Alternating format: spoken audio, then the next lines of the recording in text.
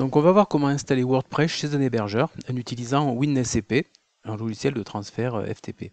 D'accord.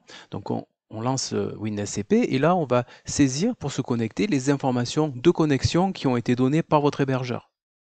D'accord, notamment au niveau de nom de l'hôte, du nom d'utilisateur et du mot de passe que vous avez choisi. Tout ça, ce sont des données qui ont été fournies par votre hébergeur. D'accord.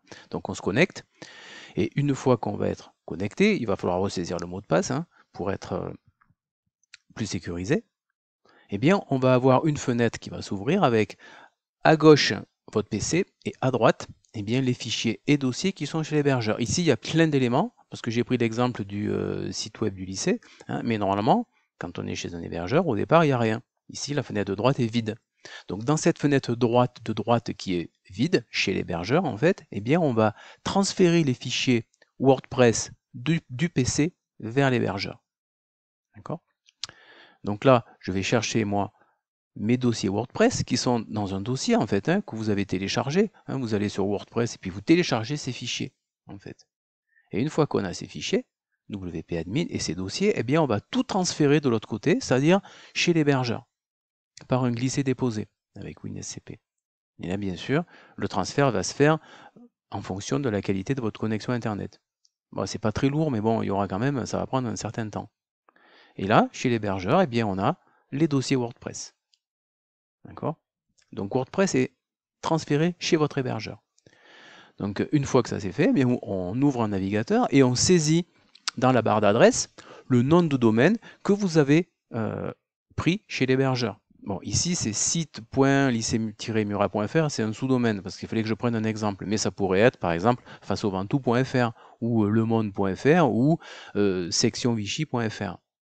D'accord. Donc on se rend sur le nom de domaine que l'on a acheté, qui a reçu les fichiers WordPress.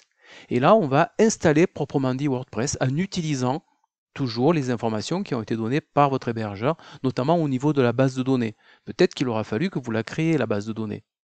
Mais là, il faut aller sur le site de l'hébergeur, on va créer une base de données, si besoin, si ce n'est pas fait automatiquement. Et puis, eh bien, avec ces informations-là, on va pouvoir installer vraiment WordPress, notamment en donnant le nom de la base de données, mais qui a été donné ici par votre hébergeur, d'accord? L'identifiant qui a été donné par l'hébergeur, le mot de passe que vous avez choisi, d'accord? Et puis l'adresse de la base de données qui a été donnée également par l'hébergeur. Une fois que ça c'est fait, on lance l'installation. Et là, ça se fait tout seul, c'est très rapide. Le plus compliqué, ça va être vraiment pour avoir ces informations de connexion données par l'hébergeur. Ici, il suffit simplement de donner le titre du site, de donner les identifiants qui vont vous permettre d'accéder au back-office, en essayant de donner un mot de passe un petit peu complexe, bien entendu. Et peut-être que l'identifiant, vous n'êtes pas obligé de mettre admin, vous mettez autre chose, bien entendu, de façon que ça soit plus sécure. Et vous mettez une vraie adresse de messagerie qui va vous permettre de recevoir des messages si le site web a des messages à vous donner. Et bien sûr, vous demandez à ce que les moteurs de recherche indexent ce site. Et pas l'inverse. Sur la plateforme, par contre, bien sûr, ça c'est coché. Voilà. Et une fois que c'est fait, vous pouvez vous connecter. On a les identifiants et on va pouvoir se connecter au back-office. Voilà. Et puis, si on regarde le site, eh bien, ça va être le site par défaut qui est proposé par WordPress. Ici, ça doit être une version, peut-être la version 5.6. Voilà.